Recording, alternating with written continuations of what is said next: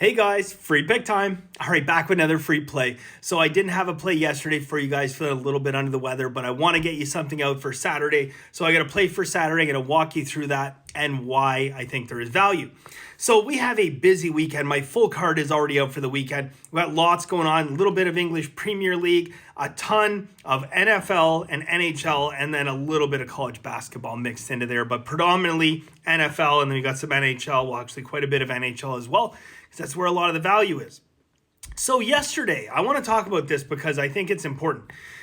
Yesterday, we took Milwaukee on the money line. Okay, we laid minus 176. Big amount of juice, all right?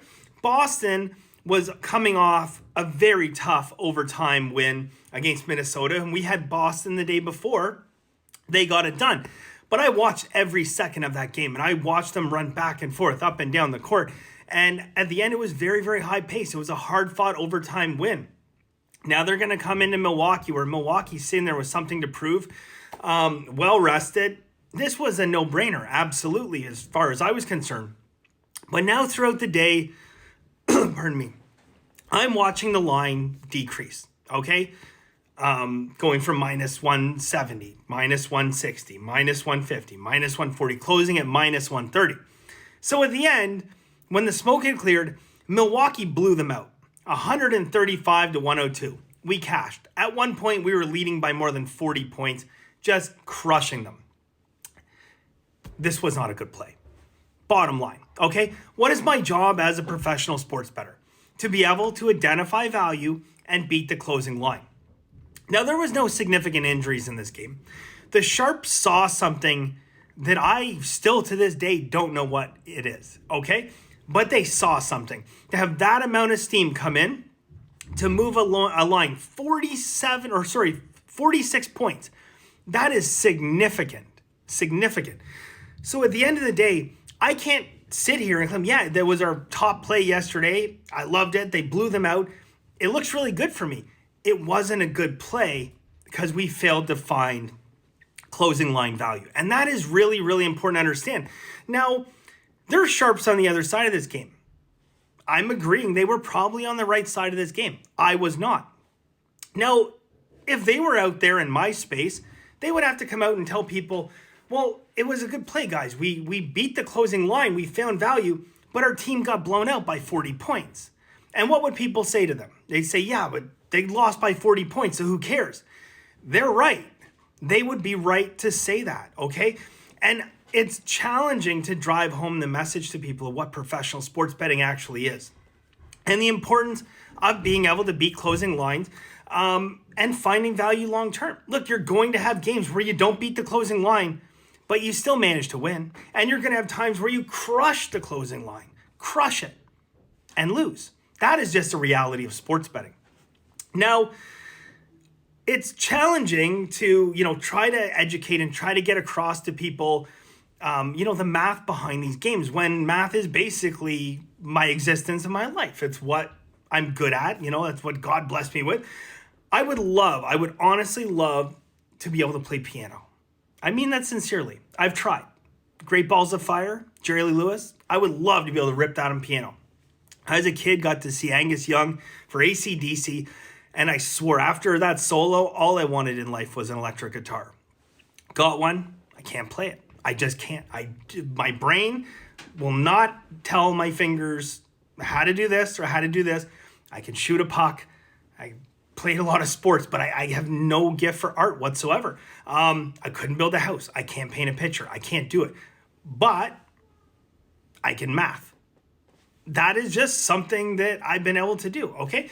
When I'm not watching sports or capping games, I'm watching documentaries on, Rocketdyne building the F1 engine for the Mercury 5, the Mercury 7 and the, what the hell is the other one? God, Saturn 5, right. Saturn 5 flew the Apollo mission to the moon.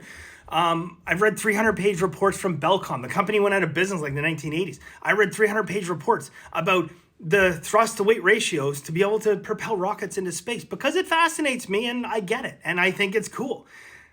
Then, I watched my brother pick up a guitar and just absolutely crush it. And I'm like jealous. I wish I could do something like that.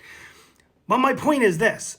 I can't do those things. But if someone came to me and said, like, you know, I can do this on the piano, I wouldn't argue with them and tell them that, no, you can't do that on the piano. So when it comes to finding value, it's frustrating. Again, if people in masterclass say, well, why you bet on this game? It's such high juice. Like, why would we pay that kind of juice? Or, you know, why would we bet on a dog, like such a big dog, because that'll never come in? When the reality is it all comes down to probability, okay? It comes down to finding value, math, and probability. And these things I know, okay? Don't ask me to play a solo on guitar. I can't do it. But I can find you value in the lines. This weekend, we have a plus 432 dog, okay? Plus 432 underdog. One of my top plays in football, a money line dog, okay? Now we also have a minus 340 favorite, scary to a lot of bettors, okay? Because they have this whole saying that I would never. And when you say I would never, basically you're denying yourself a possibility of making profits.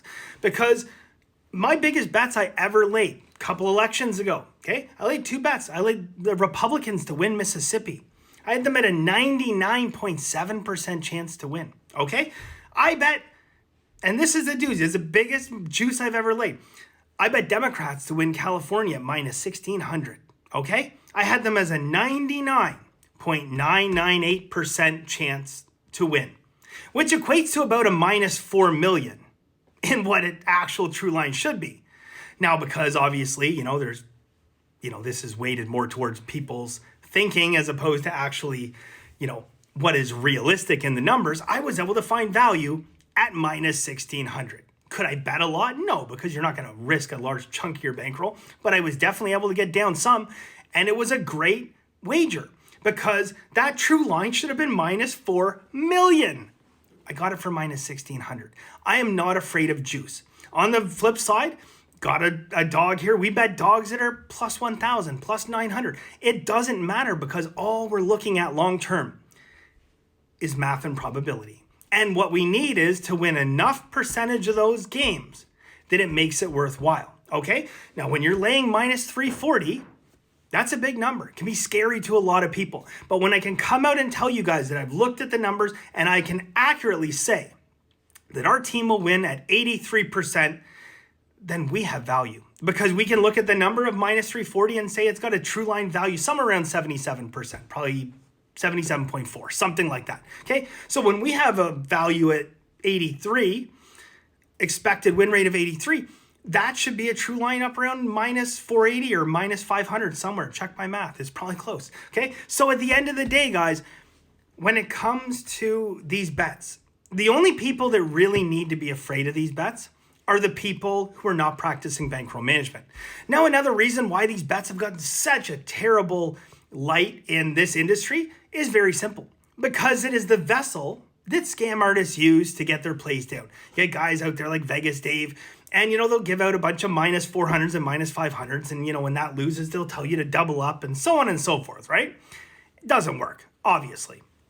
But from time to time, we will find a play that is a massive favorite or a massive dog. And I just tell people, don't judge me on one play. Don't judge me on 10. At the end of the year, if I am not in the green, by all means, judge away. Because I've won 4 straight years very publicly, and I think at this point, people would agree, I know how to find value. So don't use the line, I would never, like people have the rules. I would never bet anything over minus 140. I would never bet anything over minus 180. All you're really saying is I would never, ever give myself my full potential to win money in sports betting. All right, let's get to the play here. All right, guys, so that being said, college basketball, Duke's a 17-point favorite. We're going to take them on the money line. I'm just kidding. I'm joking. No, we're not doing anything like that. But we are going to be taking a little bit of a favorite here. Can you imagine I gave that play out after this video? We're going with Vancouver Canucks, NHL, minus 145. 2 systems on here, guys.